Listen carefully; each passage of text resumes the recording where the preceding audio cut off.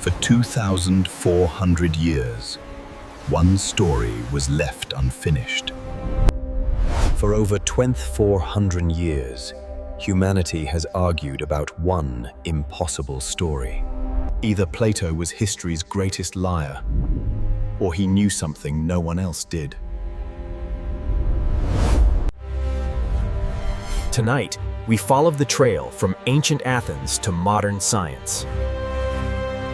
This is the story of Atlantis and what really happened to it.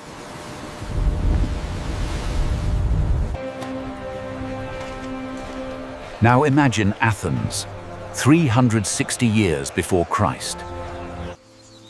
An old man sits beneath olive trees. His name is Plato.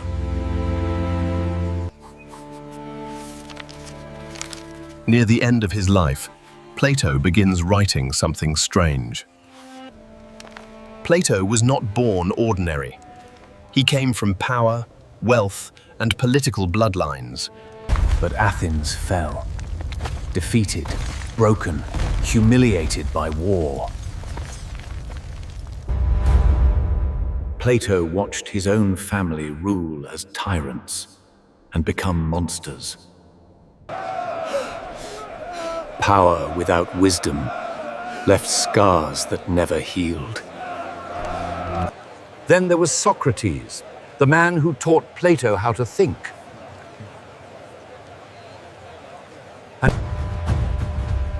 Athens put its greatest mind on trial and condemned him.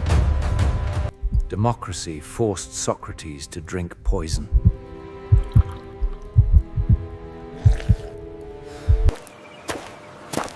Something inside Plato broke. He left Athens behind. For 12 years, Plato traveled, seeking wisdom beyond Athens. In Egypt, he encountered records older than Greek memory itself.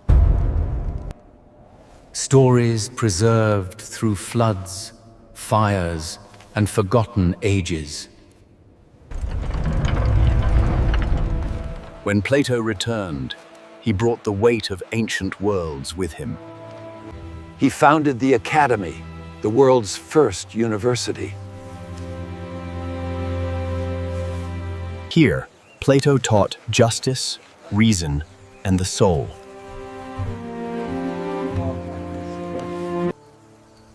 In his fine years, Plato began a different kind of story. Not debate, but memory, legend, and warning. Socrates asked for a story of the ideal state in action. Critias claimed he knew a story, one that was true. From priests to Solon to family memory. History, or the greatest story ever told. "9,000 years before Solon, before memory itself. A world reshaped by melting ice and rising oceans. Beyond the Pillars of Hercules lay the unknown. There, in the Atlantic, stood Atlantis. Plato described an island larger than Libya and Asia combined. To the Greeks, this land lay beyond the edge of the world. Few dared sail where monsters and storms were said to live. And there, Plato placed his greatest mystery.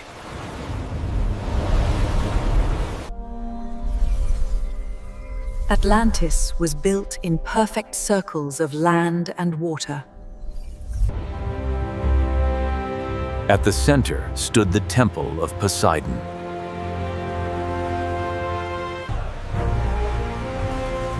Ships could sail from sea to palace without touching land.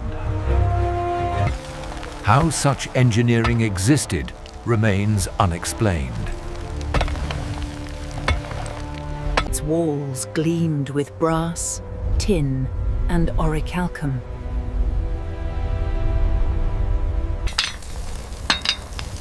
A metal second only to gold, lost to time. The harbor held over 1,000 ships.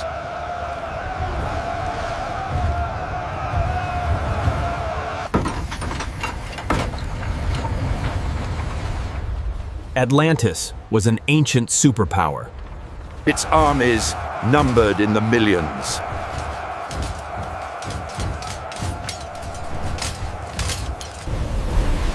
A navy that ruled the seas.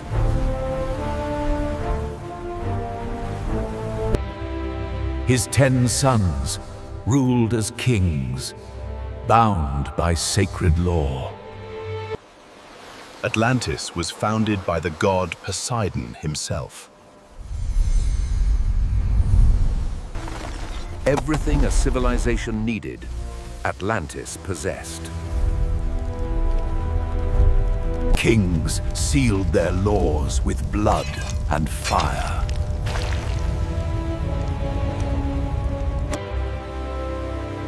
For generations, Atlantis lived in balance and virtue.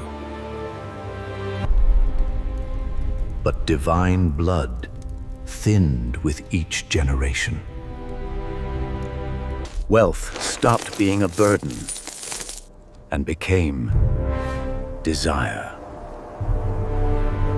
Atlantis began to conquer the known world.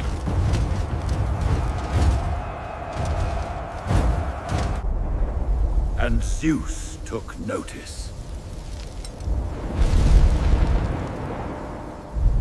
And then the story stops. The gods gathered to judge Atlantis.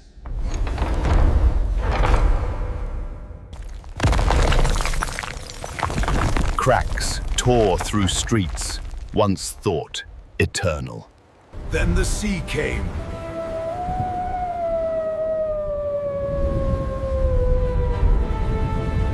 Atlantis began to fall.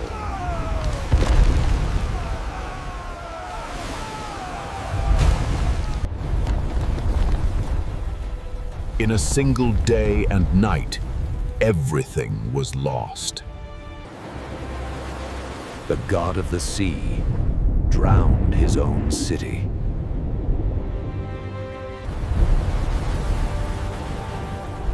Atlantis vanished beneath the sea. The sea itself became unnavigable. Athens, too, was destroyed by the same disaster.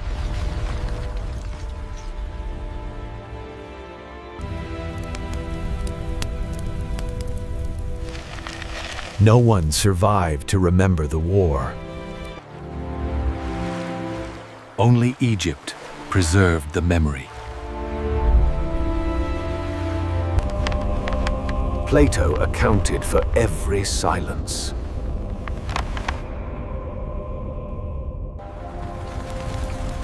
Every civilization carries the seeds of its own destruction. One man's story echoed across millennia.